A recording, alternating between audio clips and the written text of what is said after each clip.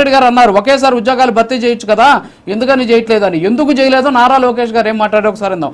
నారా లోకేష్ గారు బయట ఒకసారి ప్లే చేయండి పీసీఆర్. రోజు పొద్దున్న దాదాపు 11 కిలోమీటర్లు నేను నడిచా. ఎంతమంది పిల్లల్ని మనం కలిసామో అందరు గోల, డిఎస్సి లేదు, ప్రభుత్వ ఉద్యోగాలు లేవు, ఇది చాలా అన్యాయం జరుగుతుందని చెప్పారు. అందుకే నేను చెప్పా, రేపు మన ప్రభుత్వ అధికారులకు వచ్చిన వెంటనే ప్రతి సంవత్సరం జాబ్ క్యాలెండర్ ఇస్తాం.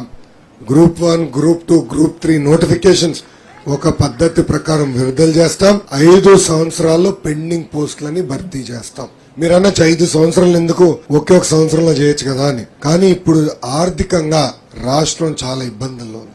ఈ సైకో ముఖ్యమంత్రి అయిన తర్వాత 12 లక్షల కోట్ల అప్పు చేశాడు.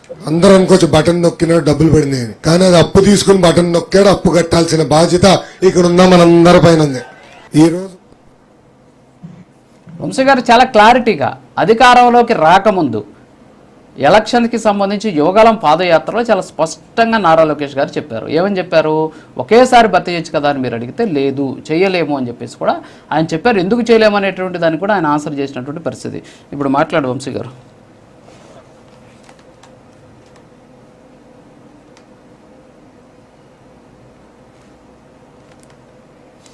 మీట్లో ఉంది వంశీ గారు, మీట్లో ఉన్నారు మీరు.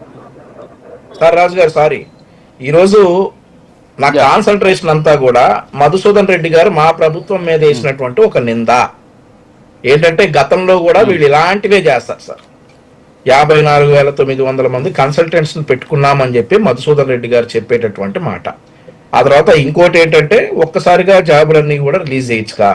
2019 నుండి 24 వరకు ఏం చేశారు, ఒకటి కూడా రిలీజ్ చేయకుండా ఈరోజు లోకేష్ గారు 10,600 జాబులు రిలీజ్ చేశారు. 60 సార్ అంతకు ముందు వచ్చేసి 16,341 డిఎస్సి పోస్టులు ఇచ్చాం.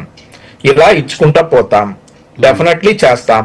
మరొక విషయం ఏంటంటే సార్, ఈ 54,900 కన్సల్టెంట్ పోస్టులు ప్రభుత్వం ఈ డిజిటల్ కార్పొరేషన్ లో ఇచ్చారు అని చెప్పేసి మధుసూదన్ రెడ్డి గారు వేసినటువంటి నిందకి ఆయన నుండి మేము సమాధానం కోరుతున్నాం.